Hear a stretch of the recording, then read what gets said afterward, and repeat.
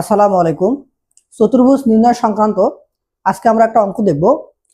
1 2 3 4 5 6 7 এরকম 7টা দৈর্ঘ্যের সরল রেখা থেকে কতগুলো চতুর্ভুজ তৈরি করা সম্ভব।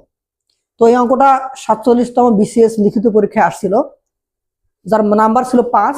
অঙ্কটা বোর্ড পরীক্ষার জন্য গুরুত্বপূর্ণ। তো অঙ্কটা খুবই সহজ, শুধুমাত্র একটু চিন্তা করলে আমরা খুব সহজে এটা করতে পারবো।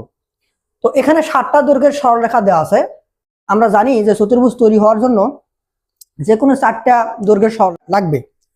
তাহলে আমরা খুব সহজেই বলতে পারি যে এখানে চতুর্ভুজ সংখ্যা হবে চতুর্ভুজ সংখ্যা 7C4। তো 7C4 এর মান কত হয়? 7 গুণন 6 গুণন 5 গুণন 4, নিচে 1 2 3 4, কাটা 3 দুগুণে 6, 6 6 কাটা 5 7 35টা। 7টা দৈর্ঘ্যের সরলরেখা থেকে আমরা 4টা দৈর্ঘ্যের সরলরেখা যত উপায়ে বাছাই করতে পারবো চতুর্ভুজ সংখ্যা ঠিক ততটা হবে। এখানে 35টা চতুর্ভুজ হওয়ার কথা, কিন্তু আমরা জানি যে একটা চতুর্ভুজের যে কোনো 3 বাহুকে যোগ করলে এটা অবশ্যই 4 নম্বর বাহু থেকে বড় হতে হবে। তাহলে এই যে এখানে 35টা চতুর্ভুজ তৈরি হবে যে কম্বিনেশনগুলোর মাধ্যমে, তো এখানে এমন কিছু কম্বিনেশন হবে যেখানে এরকম থাকবে 1 2 3 7 এরকম থাকবে, আবার 1 2 4 7 এরকম একটা কম্বিনেশন হতে পারে। আরেকটা হতে পারে 1 2 3 6।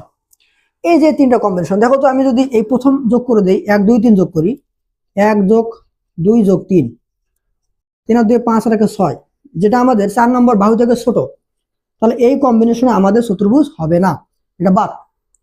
পরেরটা 1 যোগ 2 যোগ 4, 4 আর 2 6 আর 1 7, যেটা কিনা আমাদের 4 নম্বর বাহুর সমান, তাহলে এটাও আমাদের চতুর্ভুজ দিবে না। পরেরটা 1 যোগ 2 যোগ 3, 3 আর 2 5 আর 1 6, এটাও আমাদের 4 নম্বর বাহুর সমান। তাহলে এই 3টা সমাবেশের ক্ষেত্রে কখনো চতুর্ভুজ তৈরি হবে না।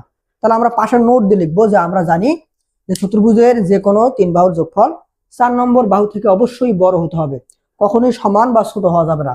তাই এই 3টা কম্বিনেশনে আমাদের চতুর্ভুজ তৈরি হবে না। তাহলে আমরা আশা করতেছিলাম চতুর্ভুজ হবে 35টা, কিন্তু এই 3টা আবার বাদ যাবে, তাই চতুর্ভুজ সংখ্যা হবে এই 3টা বাদ। চতুর্ভুজ সংখ্যা এই 35টা থেকে এই 3টা বাদ দিতে হবে, কটা হবে? 32টা।